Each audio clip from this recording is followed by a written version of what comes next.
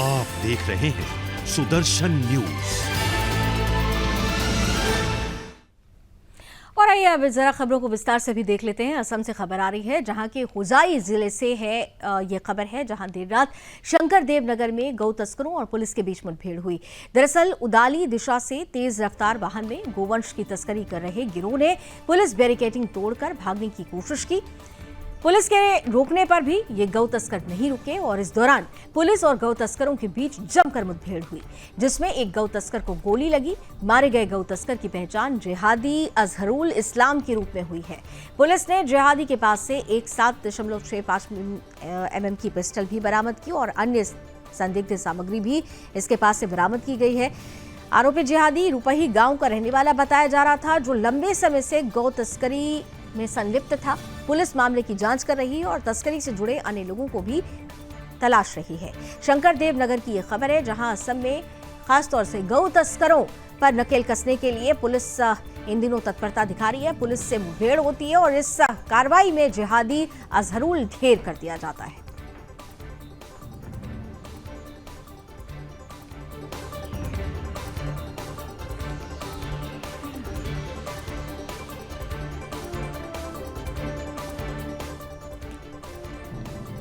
तो असम से ये खबर आपको बता रहे हैं, जहां पर शंकर देव नगर में पुलिस और गौ तस्करों के बीच मुठभेड़ हुई। यहां पर इस इलाके में बहुत दिनों से पुलिस को गौ तस्करी की सूचना मिल रही थी और गौ तस्करों को पकड़ने के लिए पुलिस ने पूरी तरीके से स्ट्रैटेजी बनाई हुई थी। जब पुलिस को जानकारी हुई कि यहां गौ तस्करी के लिए ले जाया जा रहा है और इस दौरान पुलिस ने प्रतिबद्धता दिखाते हुए जब कार्रवाई की तो गौ तस्कर की तरफ से गोली चलाई गई। इस दौरान पुलिस और गौ तस्कर के बीच जब मुठभेड़ हुई तो जवाबी कार्रवाई में गोली गौ तस्कर को लगी।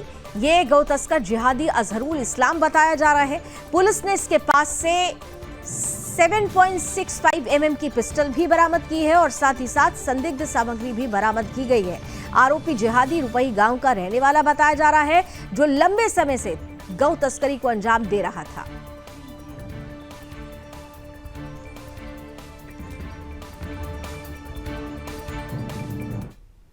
और आइए इस वक्त बड़ी और अहम खबर आ रही है, ब्रेकिंग न्यूज की तरफ आपको लिए चलते हैं। किसानों का दिल्ली कूच आज एक बार फिर से शुरू हुआ। शंभू बॉर्डर से 101 किसानों का जत्था दिल्ली कूच के लिए निकल पड़ा। 101 किसानों के जत्थे को रोकने की कोशिश लगातार जारी है। जवान और किसान आज एक बार फिर से आमने सामने हैं। किसानों पर आंसू गैस के गोले दागे गए हैं। ये पूरा का पूरा शंभू बॉर्डर, आपको याद होगा कि 2 दिन पहले भी यहाँ पर किसानों ने दिल्ली कूच का मन बनाया था, लेकिन उस वक्त भी पुलिस ने साफ तौर पर इन्हें रोका, बल प्रयोग करना पड़ा था। तस्वीरें सामने आई थी। इसके बाद किसान संगठन ने कहा कि वो बातचीत करना चाहते हैं, लेकिन अगर बातचीत नहीं होती शनिवार को तो वो रविवार को दोबारा कूच करेंगे। और देखिए तस्वीरें आप देखिए शंभू बॉर्डर की हैं, जहां पर एक बार फिर से तनाव की स्थिति बनी हुई है। शंभू बॉर्डर क्रॉस करके दिल्ली की तरफ बढ़ना चाहते हैं ये किसान मजदूर यूनियन की तरफ से, उनके नेतृत्व में ये सभी किसान कूच करना चाहते हैं दिल्ली। लेकिन यहां पर पुलिस बंदोबस्ती पूरी तरह से नजर आ रही है। आंसू गैस के गोले दागे गए हैं इन किसानों को रोकने के लिए और ये कहा जा रहा है कि दिल्ली में आने की परमिशन नहीं है। आप परमिशन ले लीजिए, आंदोलन करिए, लेकिन परमिशन नहीं है। लेकिन ये किसान संगठन है, अन्नदाताओं का आक्रोश है, जो थमने का नाम नहीं ले रहा है। एक बार फिर से दिल्ली कूच की तस्वीरें और इस बीच जवान और किसान आमने सामने।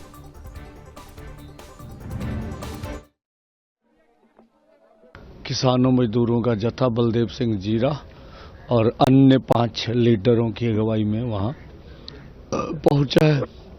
हमने लिस्ट पहले ही जारी कर दी मीडिया को। अगर उनका कुछ इस तरह का चेकिंग का करके आगे भेजने का कोई निर्णय है तो पहले हमें बता दें। हम तो खुद बोले थे भाई एक आदमी आएगा चेक कर लो, आगे जाने दो। अगर आपने करना कुछ भी नहीं है, ना जाने देना, तो फिर उसको चेक करना या कुछ करना ये तो उचित नहीं हमें लगता है। और जो देखिए कितना पीसफुली है, आपने देखा जो पिछला जत्था गया था उससे भी हम लोगों ने डिसिप्लिन अधिक दिखाया है, अनुशासन। तो हम इसी तरह अनुशासन से रहेंगे और जो भी सरकार टीयर गैस फेंके कुछ भी पुलिस ने टीयर गैस फायर किया। हाँ, मुझे भी आवाज आई। आज हवा भी इधर हमारे मोर्चे की ओर है, तो इससे ज्यादा समस्या आ रही है हमें।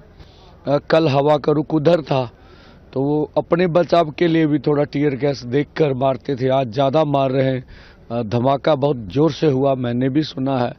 तो सब्र से मुकाबला हमारे किसान मजदूर जबर का कर रहे हैं।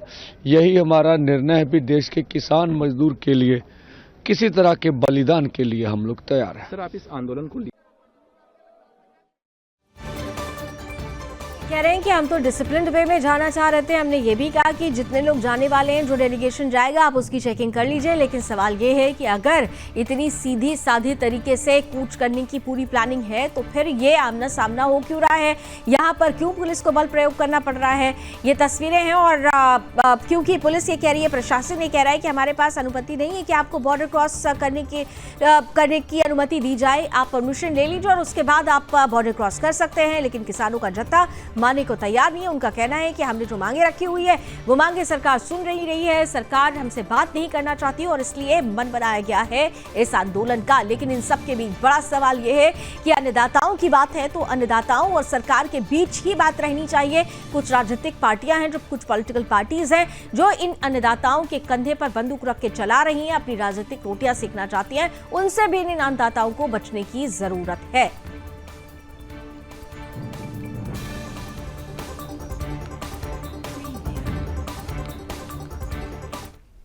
और आइए अब आगे बढ़ते हैं, कुरुक्षेत्र की बात कर लेते हैं, जहां अंतर्राष्ट्रीय गीता जयंती महोत्सव चल रहा है। और इस दौरान सीएम नायब सिंह सैनी, राज्यसभा सांसद सुभाष बराला, कैबिनेट मंत्री अरविंद शर्मा समेत कई नेताओं ने ब्रह्म सरोवर में आयोजित गीता जयंती महोत्सव में महाआरती की।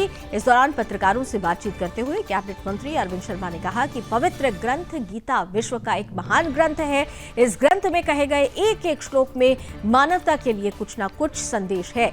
पीएम मोदी के प्रयासों से देश की प्राचीन संस्कृति को संरक्षित करने के उद्देश्य से ही आईजीएम को अंतर्राष्ट्रीय स्तर पर मनाया जाता है। ये सभी प्रयास भारत को वर्ष 2047 तक विकसित राष्ट्र बनाने और देश को फिर से विश्व गुरु बनाने के लिए किए जा रहे हैं। वहीं किसानों के दिल्ली कूच के सवाल पर उन्होंने कहा कि पीएम मोदी से ज्यादा देश के किसानों का कोई हितैषी नहीं हो सकता।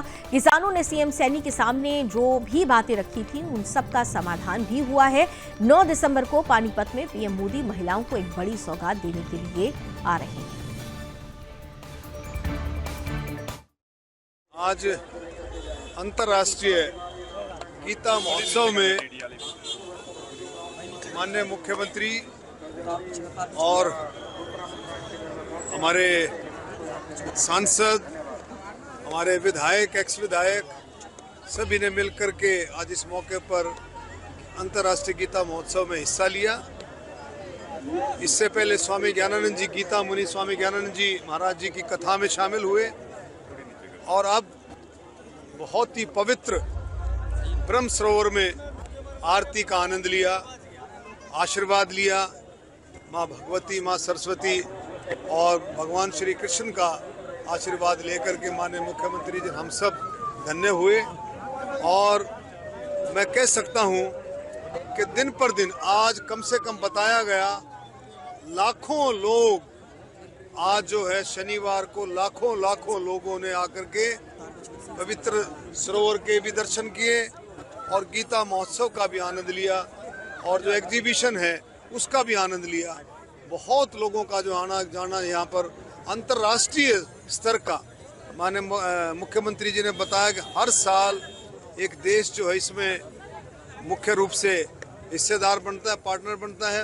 अब की बार तंजानिया जो है वो अंतर्राष्ट्रीय, वो हमारा पार्टनर है और स्टेटों में नेशनल लेवल पर उड़ीसा स्टेट जो है इसमें पार्टनर है। तो बहुत बड़ा आयोजन हरियाणा सरकार द्वारा कुरुक्षेत्र डेवलपमेंट बोर्ड के द्वारा ये आयोजन दिन पर दिन और बढ़ता जा रहा है। लोगों के दिल और दिमाग में गीता का एक एक श्लोक, एक एक बात गीता की जो है घुसती जा रही है और उसका भरपूर लाभ आम जनता इसका उठा रही है।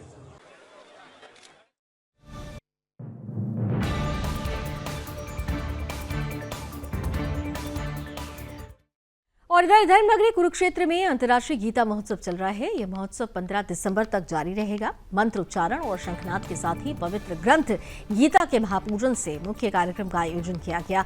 इस दौरान सीएम नायब सिंह सैनी, केरल के राज्यपाल गीता मनीषी, स्वामी ज्ञानानंद जी महाराज समेत कई दिग्गज यहां पर गीता यज्ञ में पूर्ण आहुति डालते हुए नजर आए। साथ ही ब्रह्म सरोवर में पूजन अर्चन भी किया गया। सीएम नायब सिंह सैनी ने गीता महोत्सव की प्रदेशवासियों को बधाई और शुभकामनाएं देते हुए कहा कि प्रदेश सरकार के प्रयासों से गीता जयंती को अंतर्राष्ट्रीय गीता महोत्सव का दर्जा मिला है।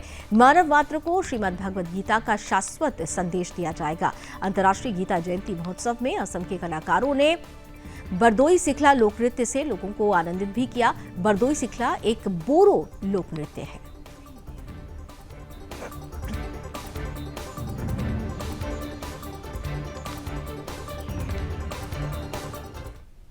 और इसी के साथ यहां पर एक छोटा सा ब्रेक लेते हैं। ब्रेक के उस पार आप देख सकेंगे जिहाद से जुड़ी हुई कुछ बड़ी खबरें।